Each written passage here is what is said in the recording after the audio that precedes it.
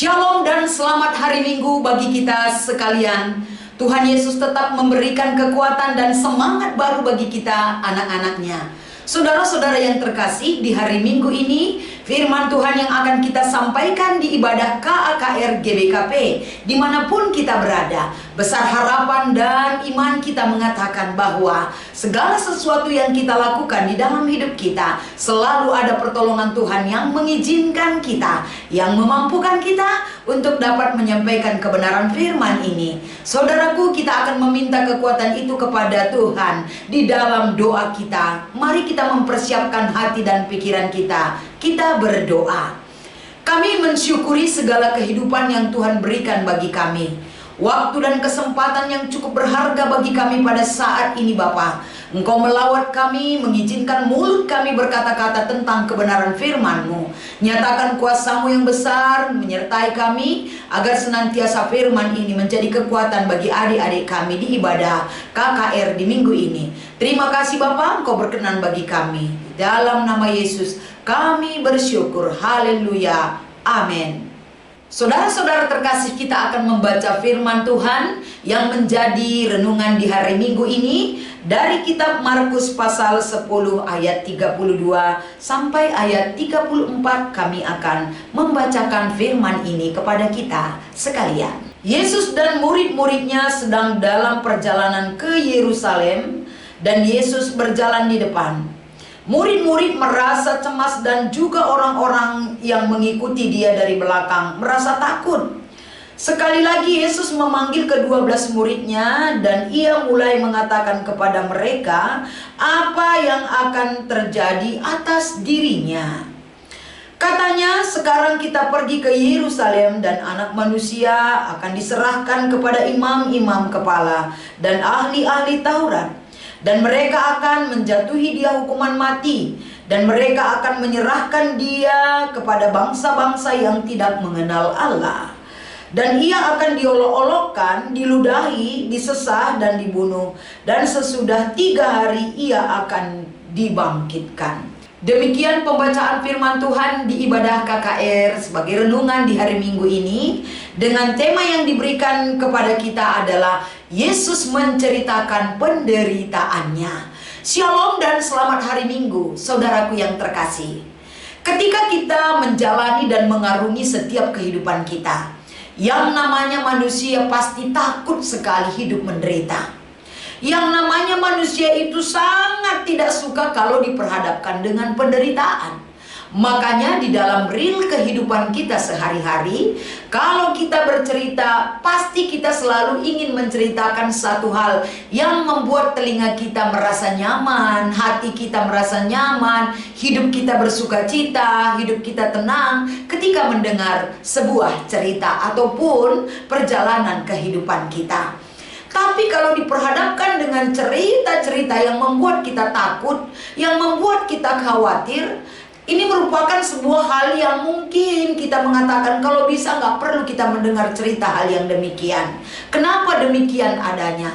Karena setiap manusia menginginkan kehidupan yang bahagia dan damai. Itu keinginan manusiawi sekali. Tapi di dalam perikop kita di hari Minggu ini, bagaimana Yesus menceritakan penderitaannya.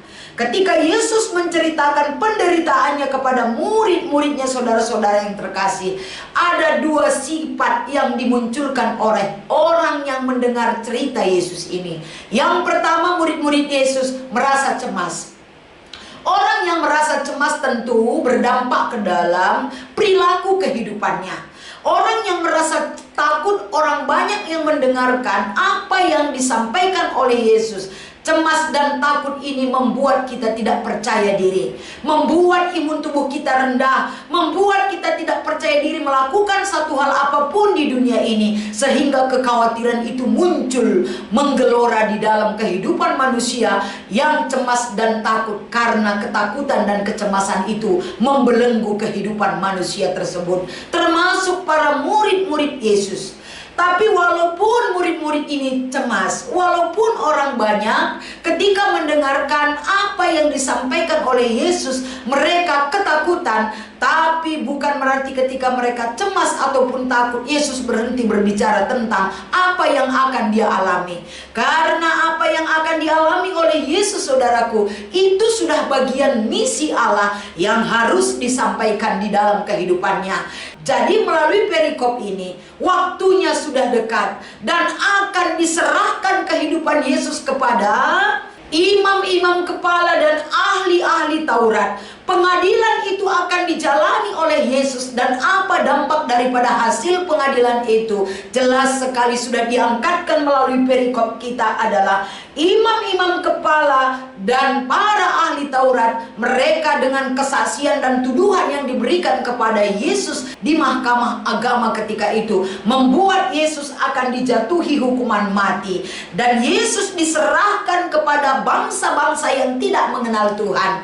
Boleh kita bayangkan bagaimana orang tidak mengenal Tuhan di dalam hidupnya. Pasti pemahaman mereka salah, penilaian mereka terhadap Yesus salah, perbuatan mereka salah, sehingga apa yang dilakukan oleh orang banyak itu kepada Yesus, Yesus diludahi, Yesus disesah, Yesus diolok-olok, bahkan dia itu dianggap sebagai manusia yang ternajis perbuatannya di dunia ini. Tapi ada satu pernyataan Yesus yang membuat daripada orang yang cemas dan takut ini harus bangkit dari kecemasan dan ketakutannya.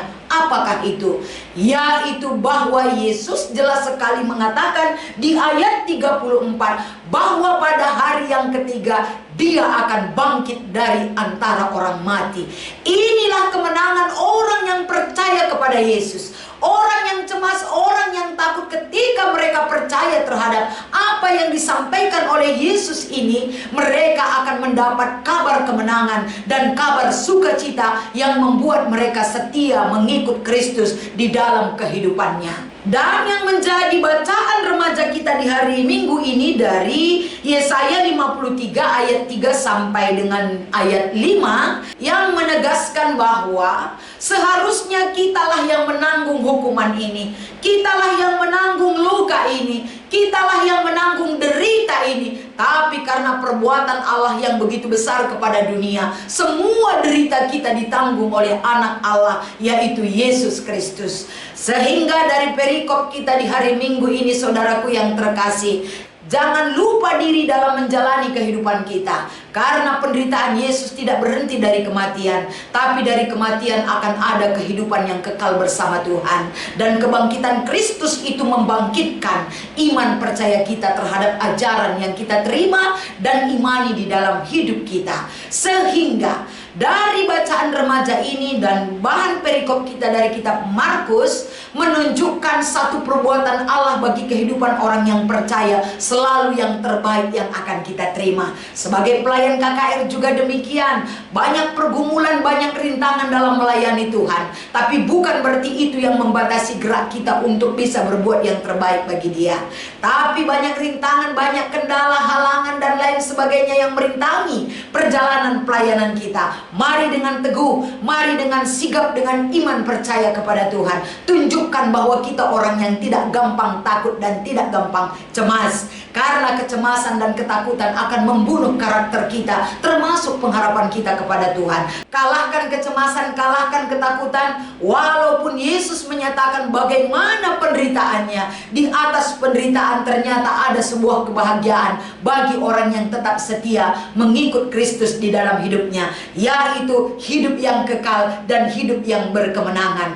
Dan yang terakhir di hari Minggu ini akan kami sampaikan, yang menjadi ayat hafalan di hari Minggu ini adalah Yesaya pasal 53 ayat 5. Sehingga dari hafalan dan ayat renungan, begitu juga bacaan remaja, kita semakin dikuatkan mengikut Kristus menjadi sebuah keputusan. Penderitaan bagi orang yang percaya bukan hal yang menakutkan. Penderitaan Kristus adalah menyembuhkan luka kita. Penderitaan Kristus adalah menyelamatkan jiwa raga kita. Penderitaan Kristus adalah memberikan kemenangan dan kabar baik bagi setiap orang yang percaya. Selamat mengikuti ibadah KKR dan selamat melayani buat seluruh pelayan KKR dimanapun saudaraku berada. Kiranya Tuhan Yesus tetap memberkati kita sekalian. Kita berdoa.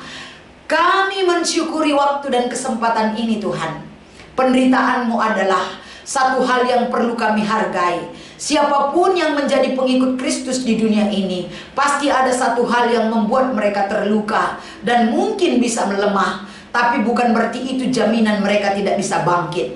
Murid-murid bangkit, murid-murid harus melangkah. Karena ketakutan harus dikalahkan dengan melayani Tuhan lebih dahsyat dan lebih mulia lagi. Terima kasih Tuhan, berkati setiap pelayan yang sudah dipersiapkan. Dan di dalam ibadah KKR di minggu ini, semakin nyata kuasa dan pertolongan Tuhan yang membawa setiap jiwa untuk mengenal Tuhan lebih baik lagi.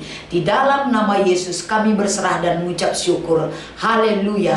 Amin.